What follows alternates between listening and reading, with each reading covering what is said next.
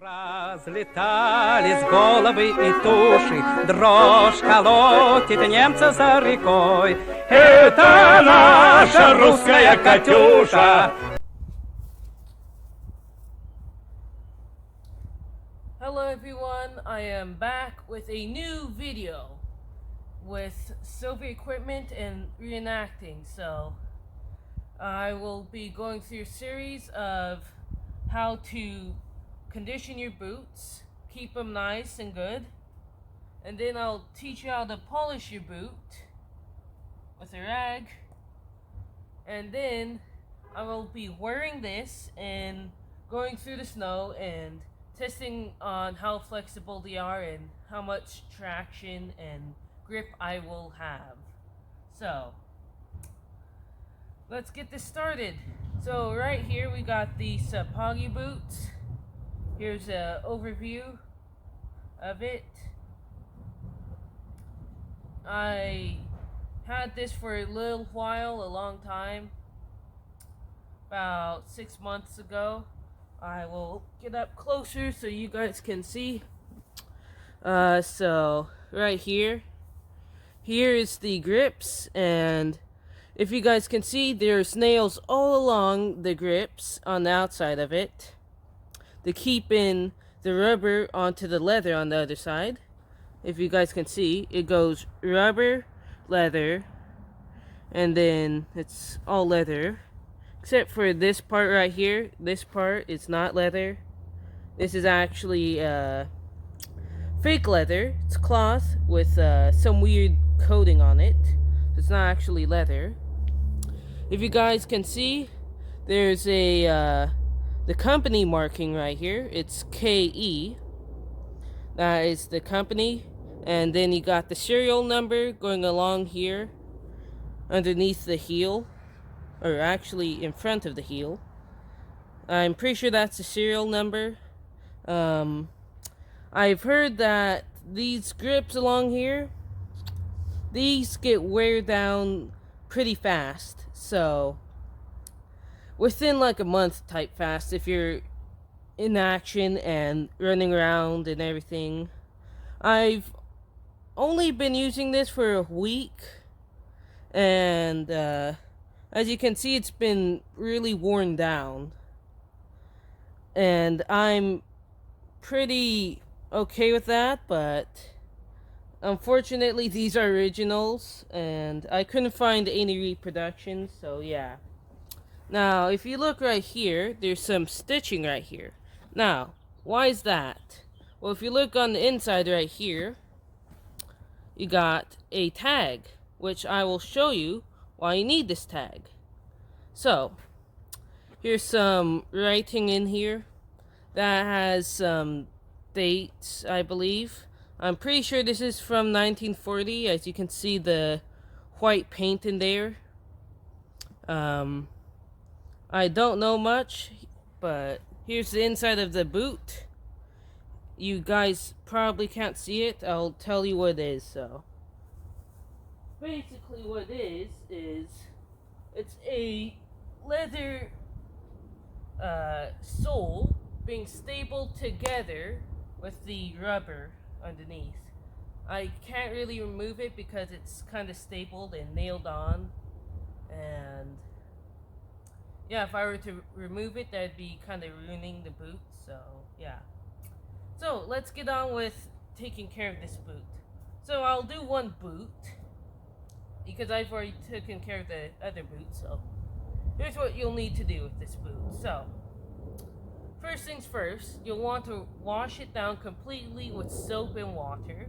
If you have any boot grease, I suggest that you use it to keep this in nice condition, because with that you can get the inside of the boot and everything.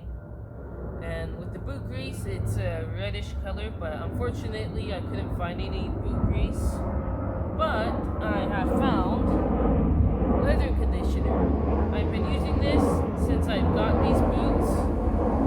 I'm sorry if there's so much disturbance and noises from everything. I don't know why, but it's pretty noisy today. It's pretty active. I don't know why. But yeah, so we got our leather conditioner. I've been using this since I got these boots in the beginning, and I'll show you. So, you'll want to switch this to on, right? And now with this thing being on, you'll want to spray all the leather parts, not the fake leather parts.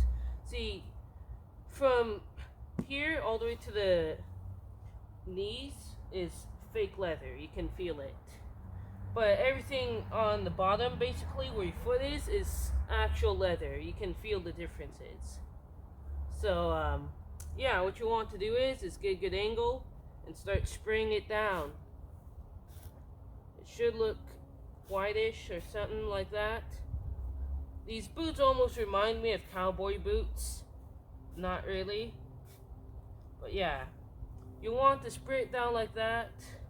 With the extra cloth like this, I suggest that you get it out. These are the cloth.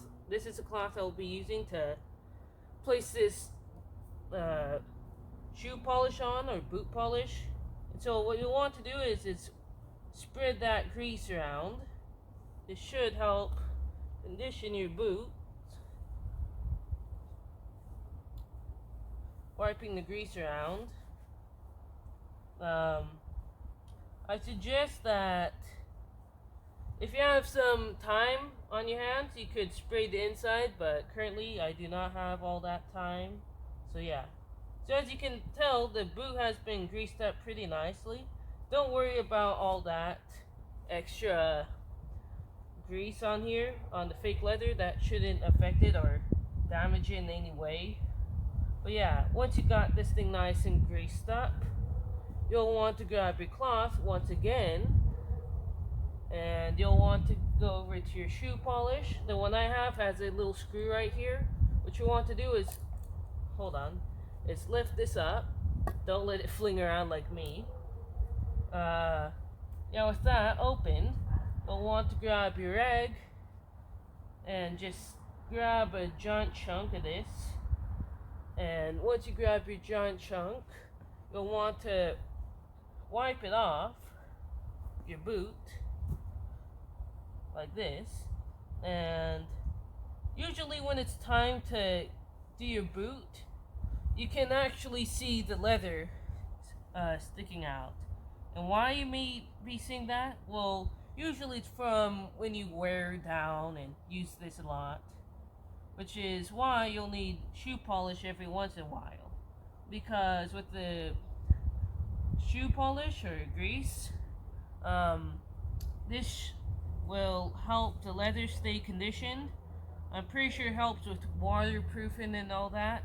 I don't know if this is exactly waterproof, but either way, this keeps the boot in nice condition, keeps the leather nice, a whole bunch of that. But yeah, usually when you use these a lot, you'll actually be able to see the leather itself instead of the black shoe stain. See, the shoe stain keeps it nice and colored and in nice condition, and that's how you actually get this thing done. Now, I've already done it to everywhere else, so you guys can get the gist of things. You don't need to do the inside stays as is. But everywhere else, like the outside of the boot needs to be shoe polished or boot polish, whatever you have. And it needs to be black. If you don't have black shoe polish, that's gonna be a problem, because all they had back then was black. So if you don't have black boot stain, I suggest that you go to a store and get some. So yeah, so currently what I have right here is my sock. You can wear your sock bare, but usually what they had for socks was wool, and they would have been dyed green like this blanket right here. But unfortunately, I do not have any green dye of this color, so this will have to do. This isn't unhistorically correct, but I would say that maybe I could have gotten this in a surplus store. Usually in the Russian war and everything, some people would have traded stuff and everything, so this could be possible. It's not impossible that I could have gotten some new pair of gold socks, but yeah. So here's the thing though. So if you look over here, I got my foot wraps. Now, you might be asking, well, why do you need these foot wraps? Well, here's the thing. The soldiers, when they were on marches, right, they would go out, march around, and their whole socks would get worn down, and that would create a giant hole, and without a sock, or a sock with holes, you can't really use them well. So that's why you have these foot wraps. These were issued out throughout the Red Army. These help with keeping your socks intact, or you could wear them bare like most people did, but I highly suggest that if it's winter out and it's snowing like this, you should grab your whole socks and the foot wraps and wrap it up. So I will show you how to do that. I'll place this boot off to the side. So what you'll want to do is you stick your foot into the center, you grab this corner, you tuck it where your ankle or your heel is, and you have this weird triangle shape. Now you'll grab the other side like this. You'll want to place this underneath your feet. Now with this extra bit of corner, you stick it in here. But if you really want, you don't have to mess with that. So you grab your boot. Okay, now you put your foot in. Then you hold on to this tag and grab the other side of the boot. The tag will actually help you pull into your boot, but you'll want to tuck that in because you don't really need that. Now I'll show you once again with this thing, again with the foot wrap. You can use almost any cloth as long as it's a plain cotton and white thing. So a white cotton rag is what you'll need. So once again, you fold it over, you tuck the corner at your heel like this until it covers that. All that. You got to grab the other side. Once again, wrap this all the way over until the bottom corner right here sticks out, and you stick it through there and try and tuck it. You don't really need to do anything to that, but yeah. If you want, you can tuck it. But yeah, either way, you place this in here and you just pull it in like that. Nice boots. So yeah. So I'll be testing out these nice boots. I just got conditioned, as you saw on camera. Yeah, I'll be running around and everything, and I'll be testing it. So first test for you guys is the squat test. Once again, this is pretty flexible. Not the best in the world, but it can get by. Pretty nice. I can jump in these at least, unlike any other boot. So yeah, I have to be off camera because I don't have a cameraman, but these boots I will be using for reenactments. I haven't been in any reenactments yet, but I will try soon, so let's hope. So yeah, that was the jump and squat test. I guess walking around, these boots are actually nice. The traction I'm getting right now, it's okay. If I was on dirt ice, like if I was actually on ice, I'd say that I'd probably be slipping all over the place if it's exactly ice. So That's why soldiers in the U.S. Army had some boot spikes, but not with the Russians. See, normally what they would have is skis, and they'd ski around on top, or I don't think they had any ski shoes, but they definitely had skis to ski around on top of the snow due to how much snow they'd get there. Because it's literally like a military issued thing if you had to deal with heavy snow. But most of the time, you would have had snow like this everywhere. It's about an inch deep. It's not too bad, you know. Since it's been a day now, the snow has actually frozen onto the grass, and as it actually has turned into more like an ice, actually, so yeah. The traction, since it's been kind of sanded away over time, is kind of bad now. I can actually slip around like this. Like, if I had to pivot, I could easily do that. Versus any other boots with good grips, I'd say if you had good grip, I'd say that the snow wouldn't let you pivot like that. So I'd say this is more like a summertime type boot, you know? Because you can actually get some good tractions on this land, basically. Versus the ice and everything, most of the time, in the snow and everything, they'd literally issue a boot made of wool, nothing else, just a full wool thing.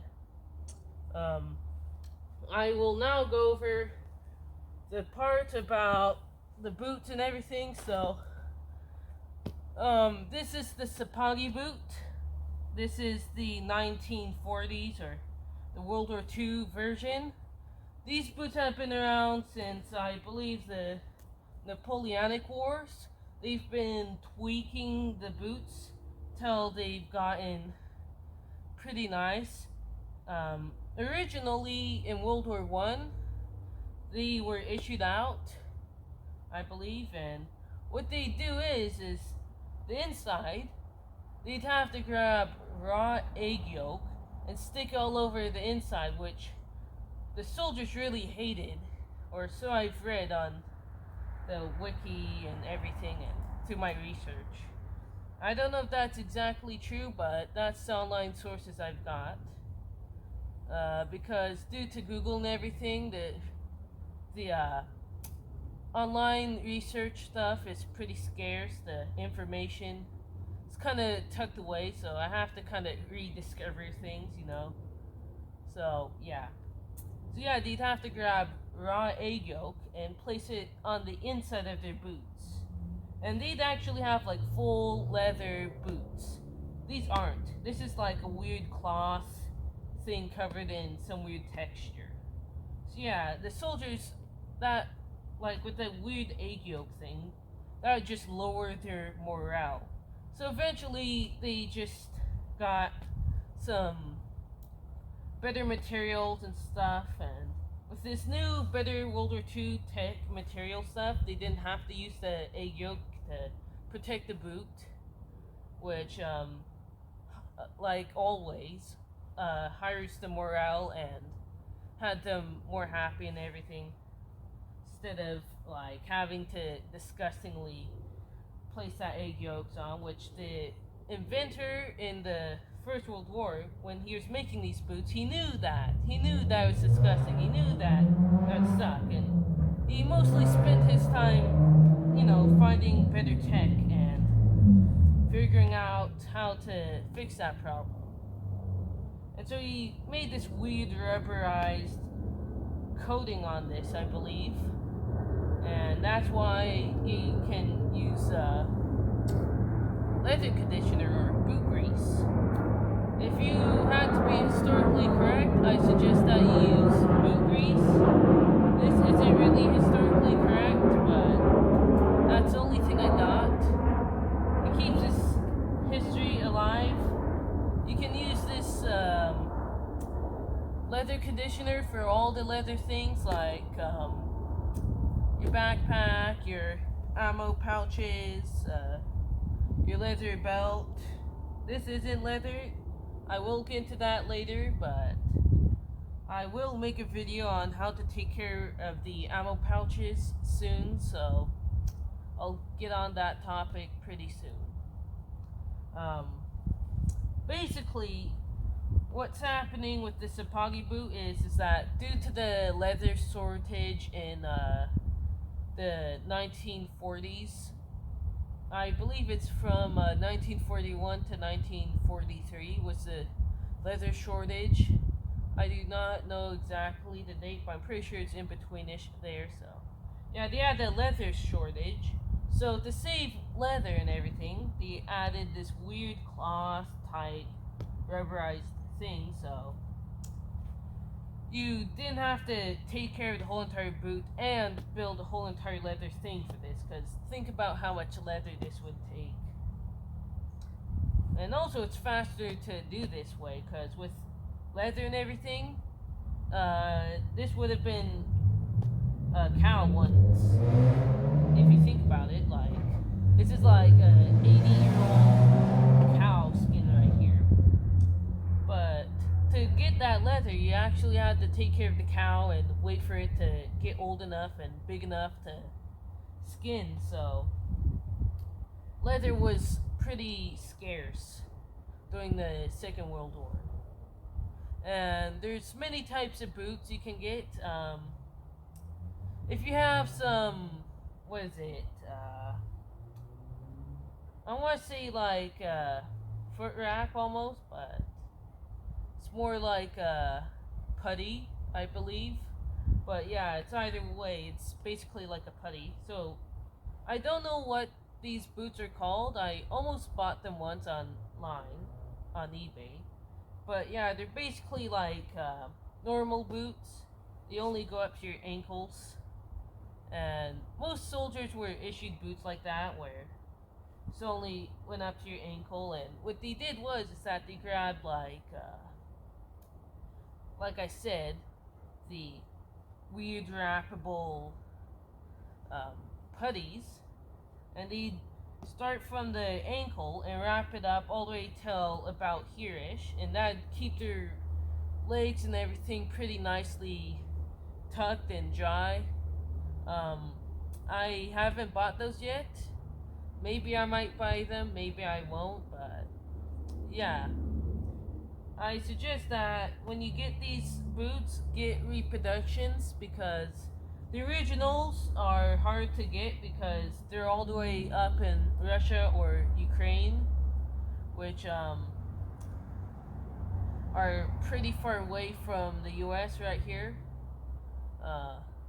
But if you do live next door to Russia or Ukraine, you could easily get these boots. But if you're in the US, I suggest that you get some reproductions and everything. If you have the option to get originals for reenacting, I suggest that you get at least two. One to place on your shelf and take care of, and one for reenacting that you could just tear apart, kinda.